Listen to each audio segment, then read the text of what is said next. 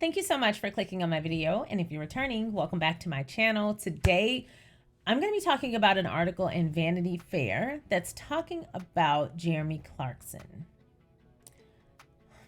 I'm glad we started the week off positive, so let's get into it.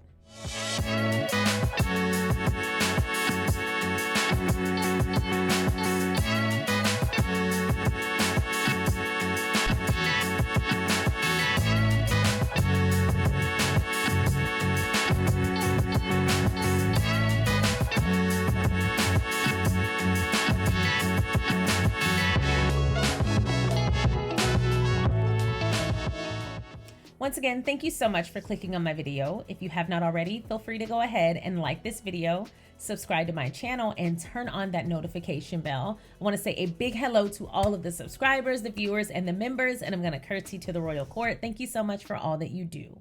So today, I want to talk about this article in Vanity Fair that really did a great job of conveying how I felt about the Jeremy Clarkson apology. So I want to talk about the article itself, and then I'm going to give you my thoughts. So the title of the article, again, this is in Vanity Fair, and the title is Jeremy Clarkson has apologized to everyone except Meghan Markle for his son column.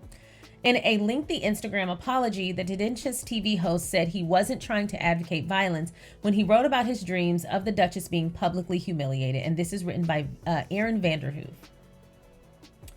In December 2018, One Sun columnist observed that media coverage about Meghan Markle had become decidedly negative and urged his audience not to be angry with her. Quote, "I can't understand why this is happening. You don't know her. I don't know her," he wrote. "At this rate, it won't be long before she is stripped and forced to walk naked through the streets of York while people with skin diseases chant shame and throw excrement at her." That columnist was Jeremy Clarkson, and at the time, he could not have known how correct he was. Nearly 4 years later, he repeated that idea, but this time he was the one dreaming of Meghan being paraded naked through the streets of every town in Britain, adding that he hated her on a cellular level. The December 16th Sun column set into motion a slow-growing storm of controversy that reached a crescendo when Prince Harry called the column horrific, hurtful, and cruel towards my wife in an interview with Tom Bradby that aired January 8th. Now sources tell Variety that Amazon's Prime Video, which airs Clarkson's show The Grand Tour and Clarkson's Farm, plans to cut ties with him after already commissioned seasons of his shows airs. Prime Video declined to comment to Variety. Clarkson, who has long been a household name, is no stranger to his words and actions landing him in hot water. He hosted the BBC classic Top Gear from 1988 to 1998, and then from 2002 to 2015, when he was fired after a verbal and physical altercation with a member of the show's production team. Almost 1 year earlier, the BBC reprimanded him when he was heard saying the N-word on camera during show outtakes, but the network declined to dismiss him. Where the hell have I been? How did I miss that? Okay, let's continue. He entered into a deal with Amazon in 2015 to start a similar automotive show. Clarkson's controversial column ran in the aftermath of the Netflix docuseries Harry and Meghan, in which the couple took issue with the bizarre, often racist or misogynistic responses drawn by Meghan in the British media. It was clear almost immediately that Clarkson had come up with something that would join the pantheon of negative headlines provided by the show as evidence. Even his daughter, Emily Clarkson, a podcaster, took part in the condemnation. Quote, "I want to make it very clear that I stand against everything that my dad wrote about Meghan Markle, and I remain standing in support of those that are targeted with online hatred," she said in an Instagram story. Adding to the controversy was the fact that Queen Consort Camilla and Clarkson both attended a luncheon on December 14th, along with Dame Judi Dench, Piers Morgan, and Dame Maggie Smith. According to the Daily Mail, the luncheon was hosted by former Fortnum and Mason CEO Ewan Venters. A friend of Camilla's, Buckingham Palace, hasn't publicly commented on the controversy, but it reportedly thought it was misleading to tie Camilla to Clarkson's comments just because they attended the same lunch. Of course, that's how they felt. Soon, Clarkson tweeted a vague apology and said he was horrified to have caused so much hurt. On December 23rd, The Sun posted an apology to its website and took the column down at Clarkson's request.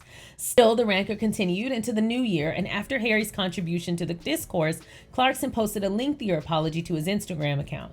In his post, Clarkson claimed that he had previously apologized to everyone he worked with and had also sent an apology to Meghan and Harry in an email on Christmas Day.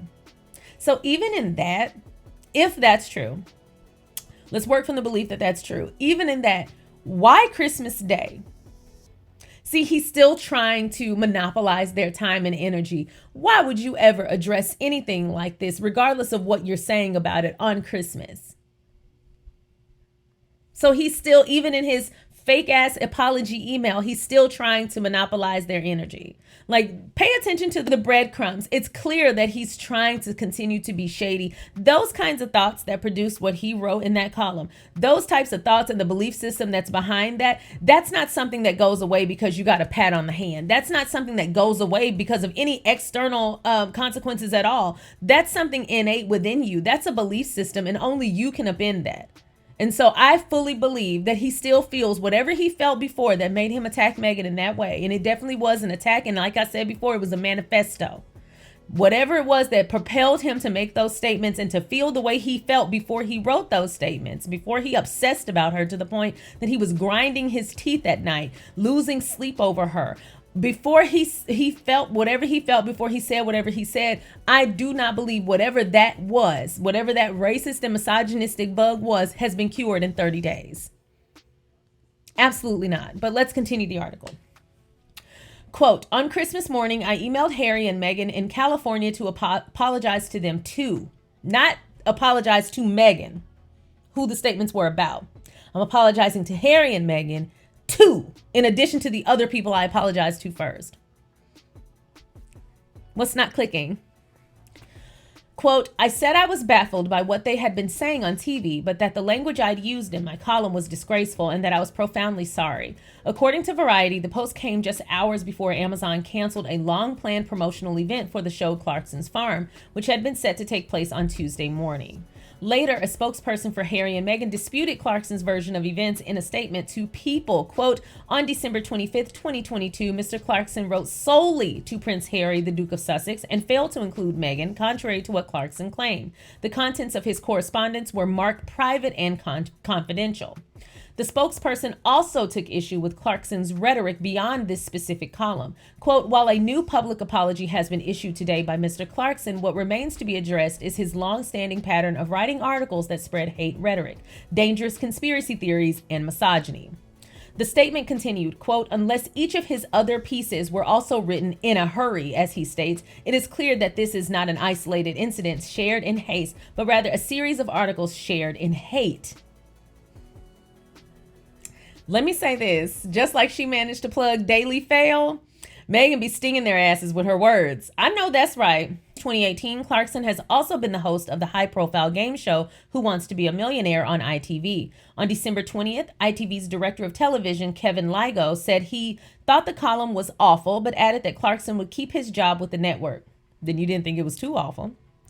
Quote, what he writes in a newspaper column is really more for that press to talk about than us, Ligo said. Per the Daily Record, we have no control over what he says and hire him as a consummate broadcaster of the most famous quiz on TV. On Tuesday, Deadline reported that Clarkson only has one season left on his contract with ITV. The season will be filming next month and airing this summer, and the network will have to decide whether to recommit after it airs. So let's get back to the apology. In his extended apology on Monday, Clarkson emphasized that he was wounded by accusations of misogyny and was hopeful that he could move on from the situation. It's hard to be interesting and vigilant at the same time, he said. Never hear peals of laughter coming from a health and safety seminar. He ultimately blamed haste for having written a column in which it looked, he said, like I was actually calling for revolting violence to rain down on Meghan's head. Even in that statement, it sounds petty. It doesn't sound factual. This doesn't sound remorseful. And even if it did sound remorseful, it's F him forever.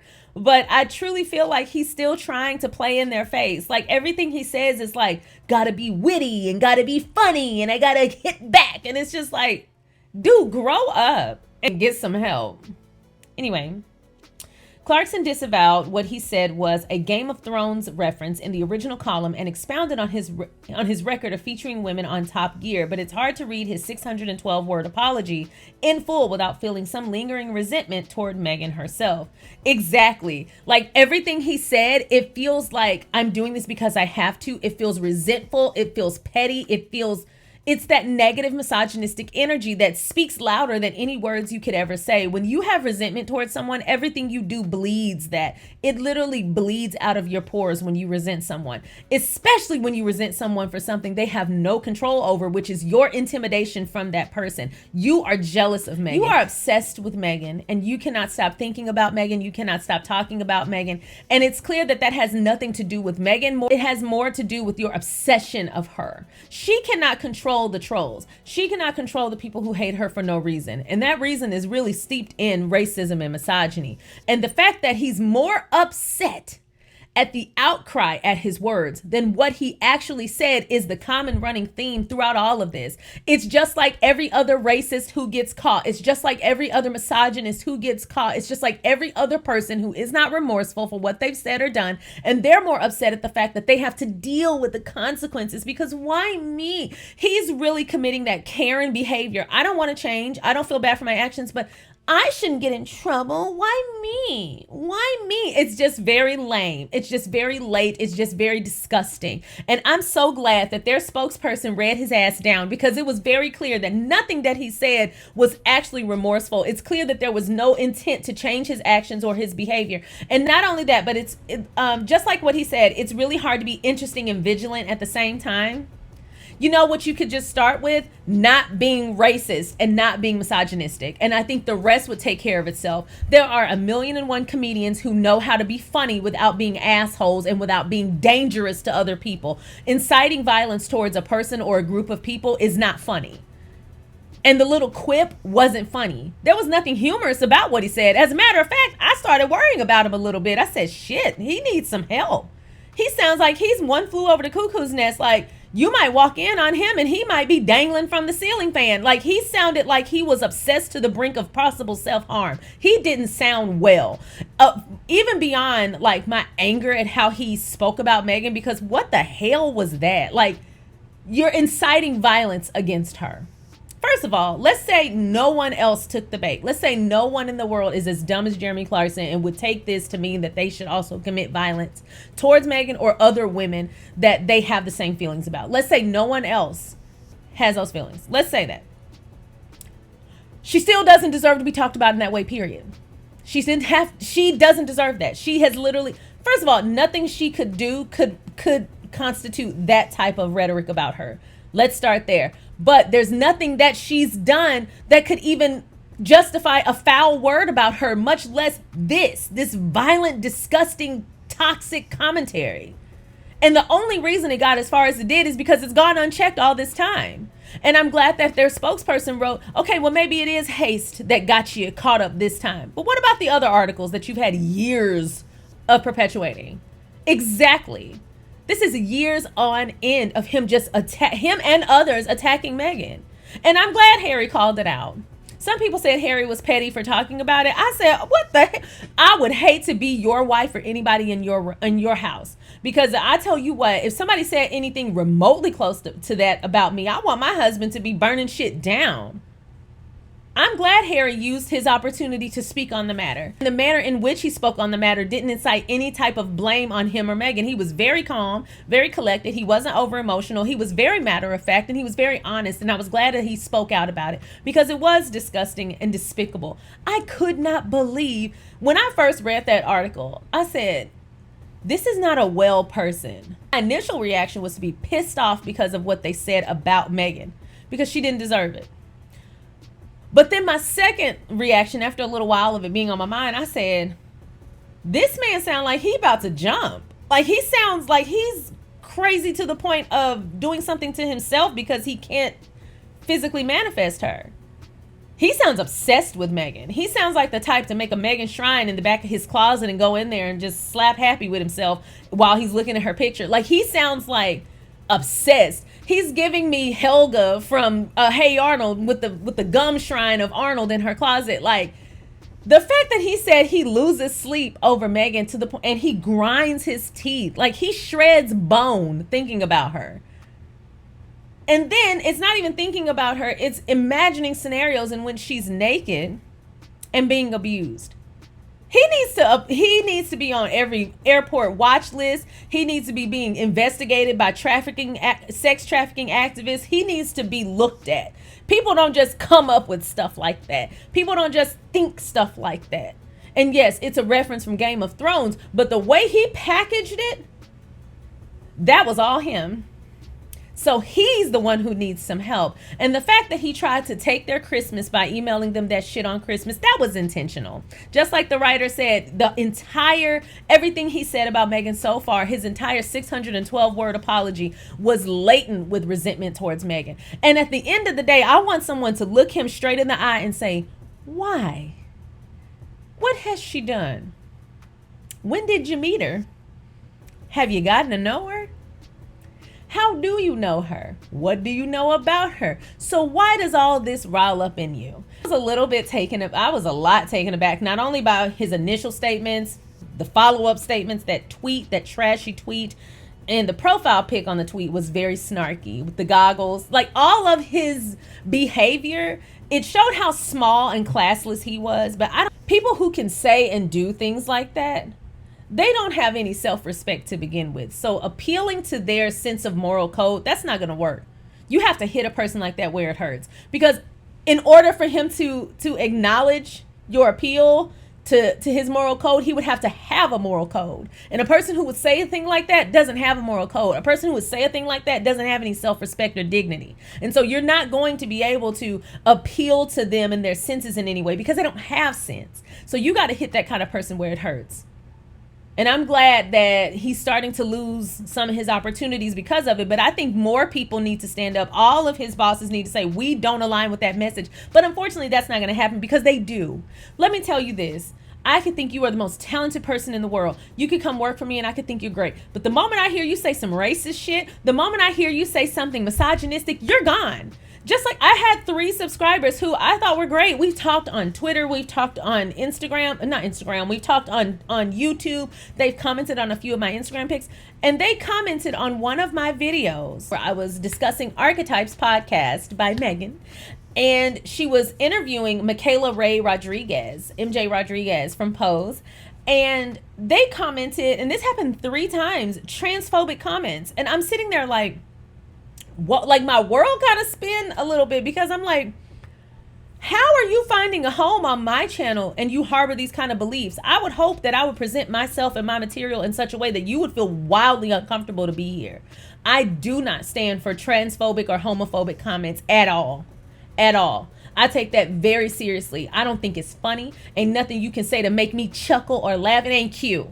And I'm looking at you funny. I'm looking at you crazy. That type of behavior is what perpetuates the violence against those people in that marginalized group. And I don't stand for it. And so if I even think the world of you and you say something that lets me know you don't align with what I consider to be basic common decency, oh, hell no, I block you. If not more, if you worked for me, you will be fired. I wouldn't stand for it. There is no second chance when it comes to something like that because those people who suffer from the violence that's perpetuated by that belief system don't get a second chance. They die. And so that's why you have to be very strong in your response to that kind of thing. People shouldn't have this. The road to maturity is through racism and misogyny and homophobia and transphobia. So I got a few bodies on my way to becoming the great person that I am. I can't tell you how many people have stories like that. That's exactly why I don't watch Mark Wahlberg movies at all. Every time I see one pop up on any of my apps, I vote it thumbs down and I block it. I do not watch Mark Wahlberg movies. And that's why.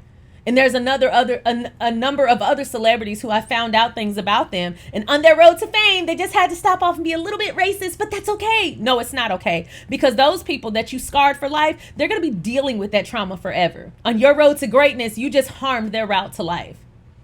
And I don't take that kind of thing as a joke. And before people get in my comments, Sharian, are you okay? I'm totally fine. But it is okay for me to be serious. It is okay for me to call out nonsense. And this is nonsense. What Jeremy Clarkson said was terrible. It's dangerous and it's volatile. And that man needs to be on a few watch lists. period. He should have been committed after those statements. He definitely needed a 72-hour hold. His ass sounded crazy. He sounded like a maniac, a volatile maniac.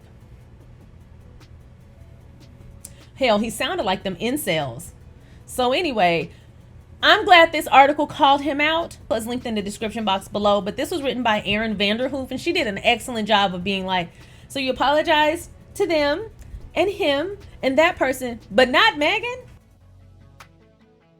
Hi everybody, just cutting in here really quick just to let you know that my podcast Sweet Discernment is back. It's available on iTunes, Spotify, and Anchor. Don't forget to check it out. It is my podcast and I hope you enjoy. Now back to your regularly scheduled programming. Bye. And that's because he doesn't have any intent of feeling any type of remorse. He don't want her to feel any type of reprieve from the statements that he made. He wants her to be bothered by it because that was the intent in the first place. He wants her to be upset. He wants her to be as miserable as he is. And that's why I'm glad it was Harry who spoke out and not her. I'm glad that she's able to just continue sitting pretty knowing that those people are disheveled and disgusting and she's sitting cozy. But I tell you what, Jeremy Clarkson deserves everything he has coming his way because karma is going to stomp his ass out in the middle of the street. And I hope I'm there so I can get me a few kicks in too.